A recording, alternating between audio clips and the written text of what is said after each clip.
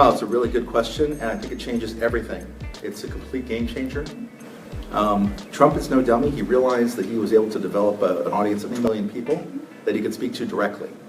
The way things have typically worked is that politicians rely on people like me to be the go-between and the filter, the translator. And they are often susceptible to our biases, and we have to filter out what they say, and sometimes they'll call back and say, you misquoted me, you got me wrong, you drew the wrong inference.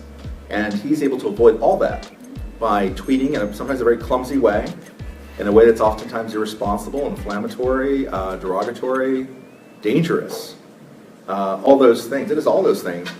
But it's also valuable, because when you can speak to 20 million people without people like me, when you get to go around people like me, that's a really good thing.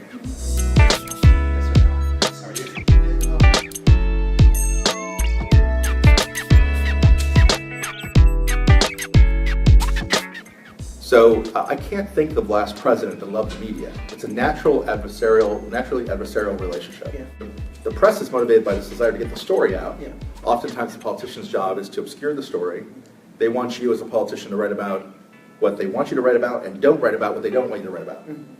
So there is this natural tension that exists between the two entities.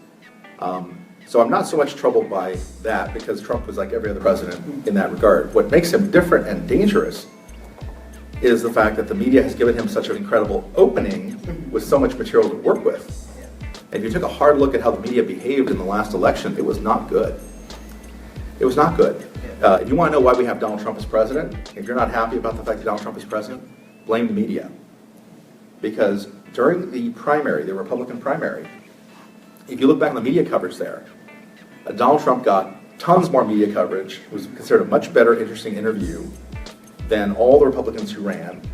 So if you are angry right now at the fact that Donald Trump is president, do not blame the Russians.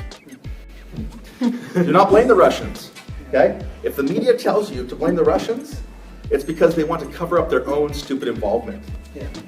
Their own stupidity, and the fact that they helped him, they lit him on fire to destroy and decimate the Republican field with the expectation that they would then be able to rein him in against Hillary Clinton. And once they puffed up Godzilla, he just ran forward and destroyed the city, and they couldn't control him anymore.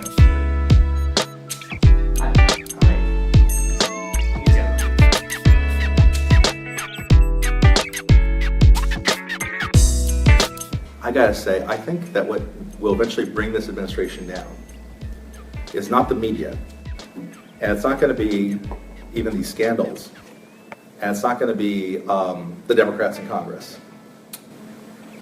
What's going to bring this administration down is the daylight, the leaks, the daylight between the inner workings of the executive branch. Whenever you see daylight within the executive branch, that's going to be real trouble down the line. They can fight all they want with the judicial and the legislative. They can't fight between themselves, among themselves, within the executive branch. Those leaks are coming from somewhere. And there are people within the various departments, I think, who are not fans of the president. And they are leaking information like crazy.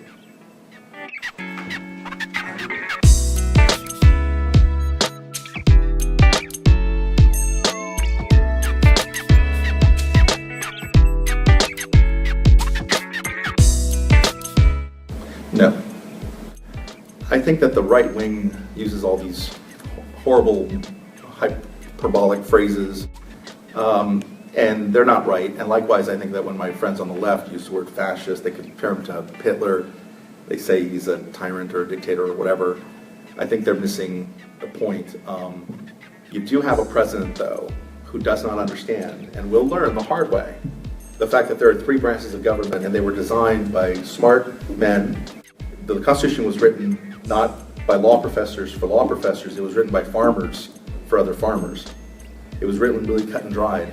But the farmers understood, the farmers and the framers understood that the 3 branches of government have to be equal. So the president, be he a Republican or a Democrat, they're always going to push back against the other 2. There's a lot of countries in the world that don't have that kind of brilliant system where when the president says it, it happens, and judges don't dare contradict him. The fact that a federal judge who can't be replaced or fired has the guts to stand up to the president and say, you're wrong, you can't do this, the Constitution's on my side, that's terrific. And so I think you don't have to worry about him being a fascist. You do have to worry about him being an egomaniac. You do have to worry about him not understanding checks and balances. But guess what? He's a politician, and most of the politicians I've covered were egomaniacs who did not understand checks and balances. Thank you. Okay, you bet.